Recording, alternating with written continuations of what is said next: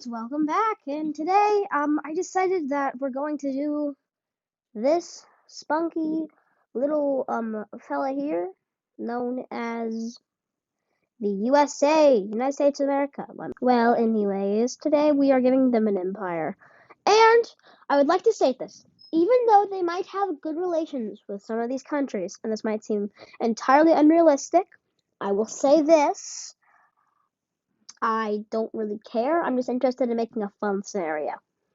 With that out of the way, the United States declares war on Canada. Alright, so Canada, you could say, is a relatively strong country, but the USA is number one. And one of the reasons why Canada is a pretty strong country is because of the USA. So, you know where most Canadians live? Around this line right here? Yeah, that's about to become American. So, the Americans push into the very populated bits of Canada, and after this peninsula with the Great Lakes falls, Canada's not doing very well. Quebec has declared independence, as well as Newfoundland and Labrador. And this caused this entire area of Canada to get absolutely demolished, so they surrender. And then they push up from Alaska, because, you know, they have that. Push down, grab Vancouver Island, take all of British Columbia. And with this, they keep pushing towards the more populated areas of Canada, make a landing here next to Michigan, and just push around, basically. They take out this entire area in a massive offensive, and take basically all of the most populated cities that are still left here. So obviously there's really nothing Canada can do. So their best choice, and the choice they make, is to just surrender. We can see that a few groups have become independent or have been annexed by the United States. Of course, this entire region bordering Alaska was taken over, as well as Nunavut, as well as all the area around the Great Lakes. Newfoundland and Labrador have been independent because I think it looks good on a map. Quebec is now independent, barring their stuff down there because the USA took that. And Canada is now here. I don't know if they're still called Canada. They might be. But if you think about it, where's another place that the US might go? They're not going to declare war on Quebec or the rest of Canada or Greenland yet. So realistically, I would think Mexico. So realistically, in real life, the USA might, and this is a might, intervene, I guess, with the cartel. I doubt it, but they have a reason to if they ever wanted to declare war on them. So I guess this is the more realistic part. Still not very realistic, but it is slightly realistic. So they start pouring in troops from Texas, from the north, and I believe Mexico is stronger than Canada is. Correct me if I'm wrong in the comments. Correct me if I'm wrong. However, I believe it is so. So the USA does push in from there, and they will make some naval landings on the Yucatan, and where they take most of this peninsula, and it falls over. Baja is separated from the rest of Mexico and then slowly enclosed in upon. So this leads in the capitulation of both of the Baja states. And now the U.S. is making better grounds near Texas and Mexico in the arid north, because these north of Mexico is a lot more sparsely populated than the rest of Mexico is. So they push in from the north, because the most important bits are like right about there, like that strip. So the stuff down here, while it is important, it's not as important as the stuff up there, you could say. So yes, the U.S. will continue to push down from Mexico and take all this. Now, this would not be this fast in real life because of guerrilla fighters, but slowly and steadily they push in around Mexico City, which I think is around there, and they push in towards it. Now, Mexico, I will say, is pretty strong, but it's not likely they would make much land grabs like getting it back. maybe something here over here, but I feel like Mexico wouldn't fare very well, especially with its internal instability. Even if we like ignored that, Mexico's still not nearly as strong as the USA. So Mexico is slowly pushed around until all they have is basically their capital, and which that is also taken. In this peace treaty, we see that the northern states of Mexico, including the Baja ones, have been separated from Mexico itself, as well as the Yucatan Peninsula, which is Mayan. Majority, I believe, that's actually like here. That's more of this area here rather than this area over here. But this is helping to set up for something. The Central Americans don't really like this, so they all declare war on the USA. Well, all the northern ones. These two do not because they're good friends with the USA. But Nicaragua, Honduras, El Salvador, Belize, and Guatemala all do declare war. And um um um oh no, oh no, oh no, oh no. No, these countries are not going to put up like any fight in real life. I mean, I guess they would like guerrilla things, but yeah, it's not gonna. Yeesh. Would you look at that? No more Central Americans. And I think Cuba remembers a few things. Apex too. Um America, what do you? Oh no, oh no, oh no, oh no, oh no. Caribbean is now American. So where do they go next? The only place they logically can. The rest of South America. For Venezuela, there's a few people around them who do not like them very much. The Brazilians come in from the south, taking out most of the southern parts, the rainforest parts. The Guyanans make some work, but they're not very strong. They're just mostly trying to make sure that everybody knows that they are keeping Essequibo, because they want to keep that. The Colombians are just like absolutely decimating them up north. And as American troops come in, the South Americans realize something, that the Americans are getting too antsy to be getting in South America, so they decide that it's time that they fought against them. Venezuela decide it's better to join it with the South Americans so that maybe they'll survive. But the Americans aren't having any of this. Now their progress is slower, but they've already might have thought this would happen, so they have some forces stationed in Colombia, which they are currently pushing through right now. So Brazil is a pretty strong country. So what's about to happen? It has to be like, I guess, the benefit. You gotta give me the benefit of the doubt here, okay? One thing that's good for the purple team is that Ecuador joins them. That's fun, right?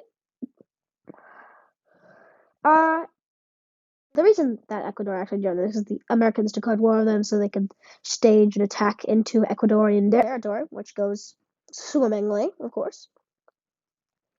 They are kicked off from the rest of their friends, and they lose. As well, that also happens. The same kind of thing happens to Guyana. They lose all of their Essequiban things, and they just lose, lose. Like they're not doing good.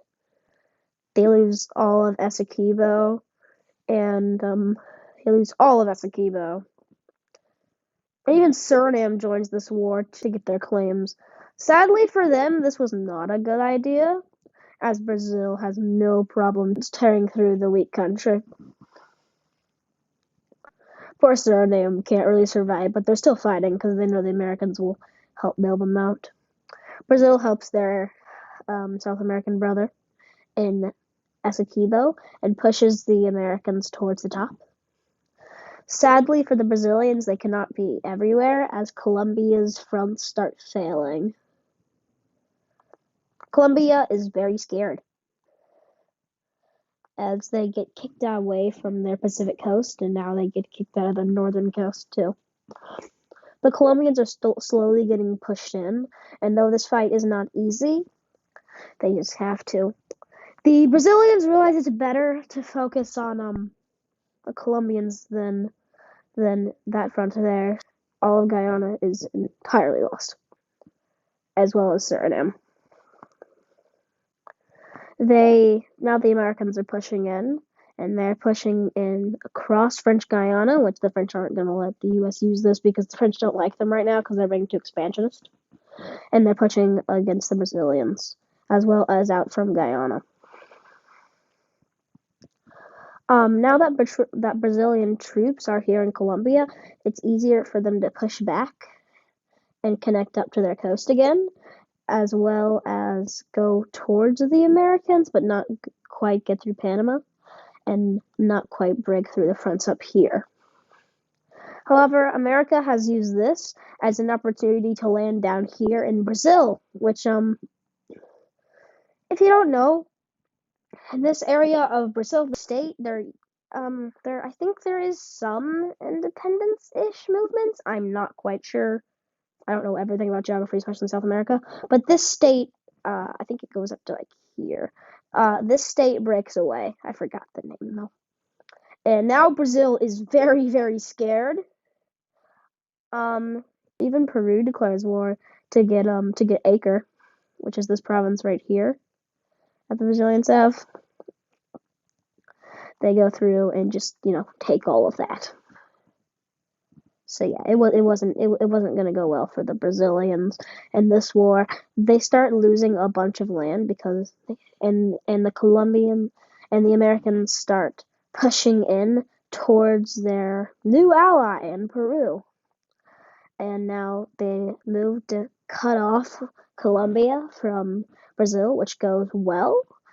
Now they just need to get through Venezuela, so they make a campaign, a bloody campaign. And these battles are some of the worst battles in this entire war. But they push towards it and finally take it.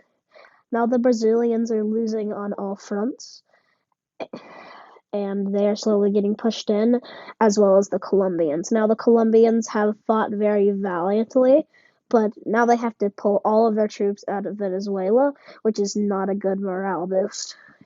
They start getting pushed in and lose all immediate access to the coast, and they start getting starved until they decide it's the best idea to capitulate. Brazil is very, very scared as they lose more land down here south, and they start getting absolutely pounded by all of these nations. Brazil makes a smart play and just gives up because there's not really anything they can do. See, that Gran Colombia, I guess, has reunited, without all of their, important lands, but I beg to differ. So we see that the U.S. is now spanning from the tip of Canada all the way down to the northernmost bits of Peru. So now where they go? So remember how I said that France and most of Europe were mad at them? Well, that's about to come into play. All of Europe is pretty fed up with the USA for all these expansionist things, so they've mostly declared war. So Kosovo, Serbia, Bosnia, all the neutral nations. No idea how Russia and Ukraine are on the same side, but we're just gonna. This is unrealistic, okay? I know. So yeah, Reykjavik, not theirs anymore. Iceland, goodbye. The UK is pretty strong, so they're gonna make a landing in the northern part and push towards Scotland. Might fund some rebels in Scotland.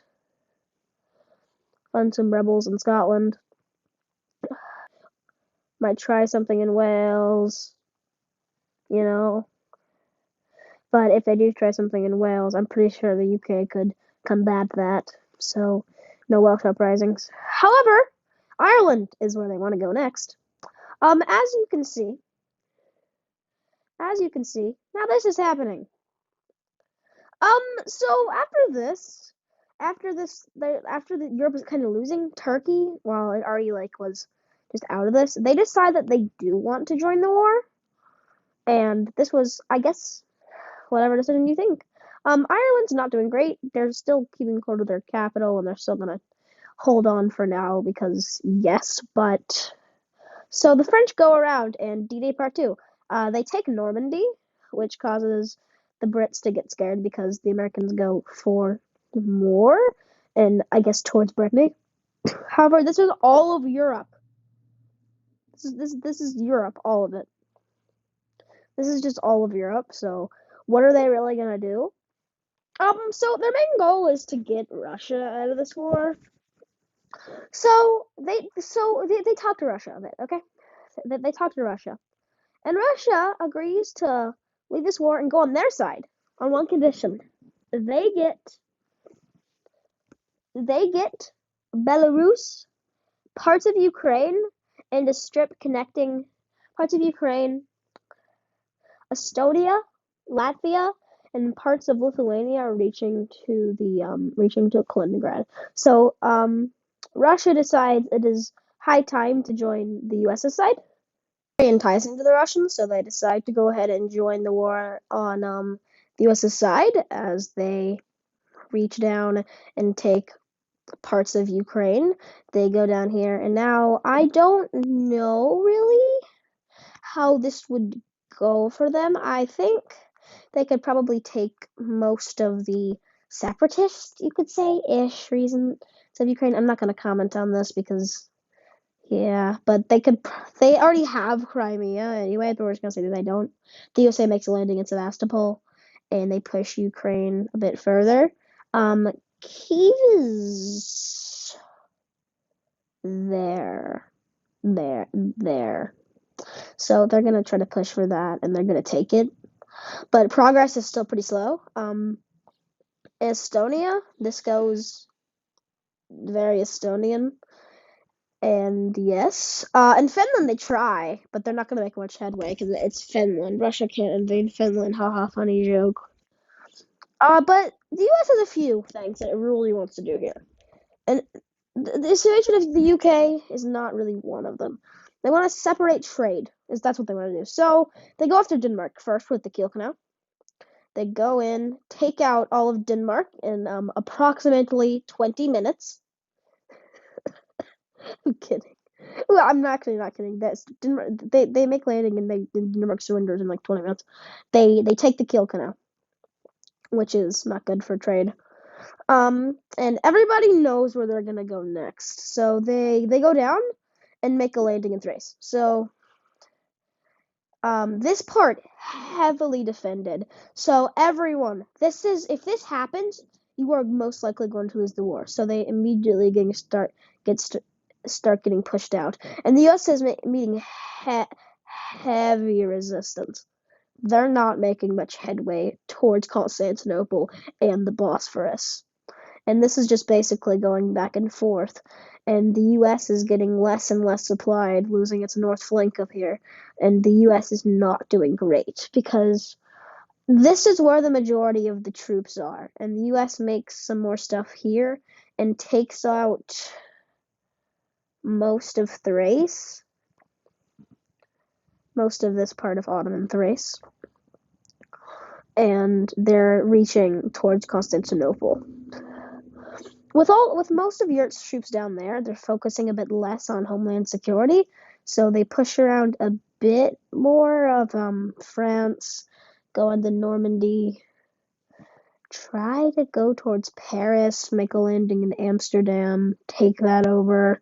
The Netherlands aren't going to last very long. It's the USA, but I don't know if these two powers can realistically win against Belarus would just obviously like surrender because it's Belarus. Oh, I forgot to click Kaliningrad. But yes, so they reach towards Kaliningrad, take that over, cut the Baltics from the rest of their people, and slowly but surely they push into all the Baltics. Vilnius is already gone, so is Lithuania and Latvia too. They have just lost Riga, so they're not doing great now, and all the Baltics are gone.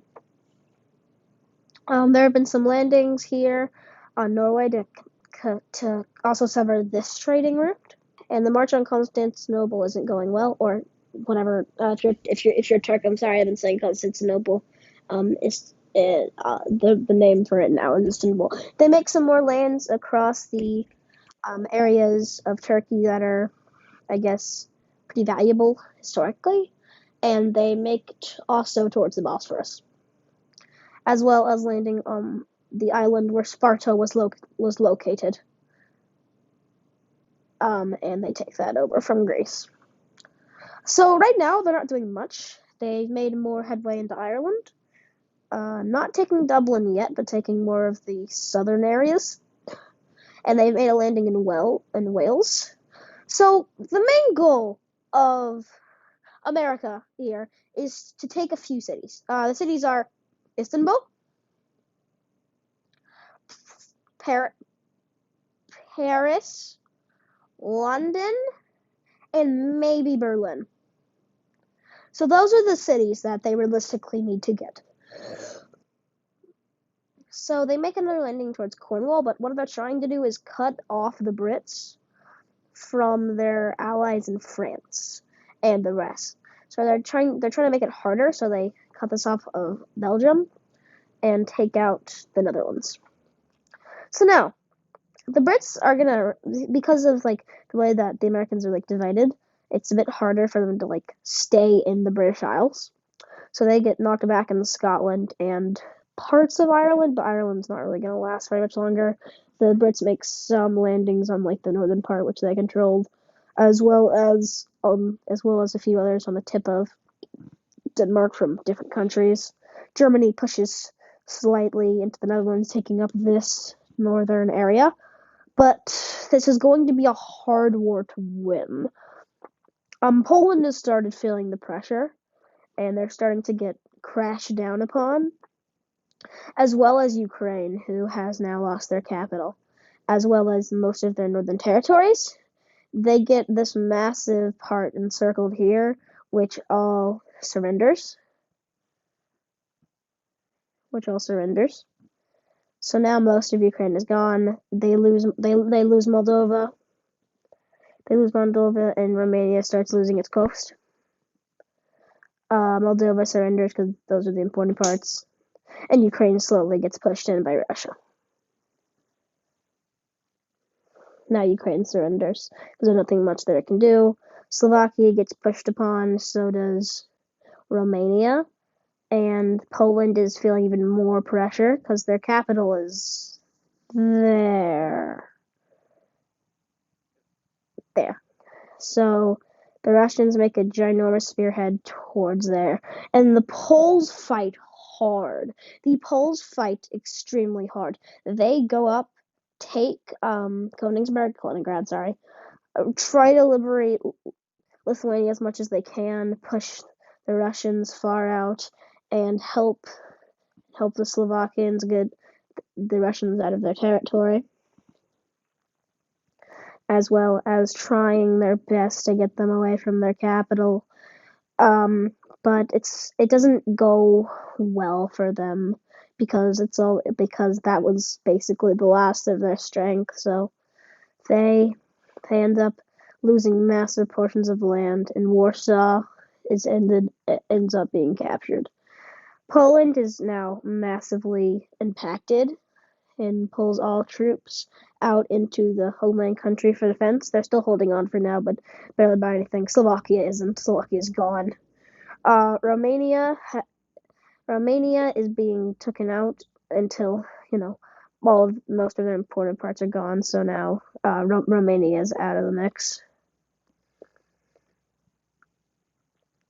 Romania's gone, and the French are having they're seriously doing awful. The Brits have started being pushed back, and they're losing they've lost all of Scotland, and the entire island of Ireland is lost to the Americans, as well as all of Wales. All Wales and Cornwall. They make a landing here, take Brighton, and start pushing in, and London is captured. The major city of the UK, and the UK starts to slowly disintegrate in on itself, and they surrender. Now that this happens, Belgium is gone. that was the only thing keeping Belgium and Luxembourg alive. And and Istanbul is sieged, and the Bosphorus is lost. Turkey is holding on, but barely. They don't have much strength left in them. And Greece has now lost Athens.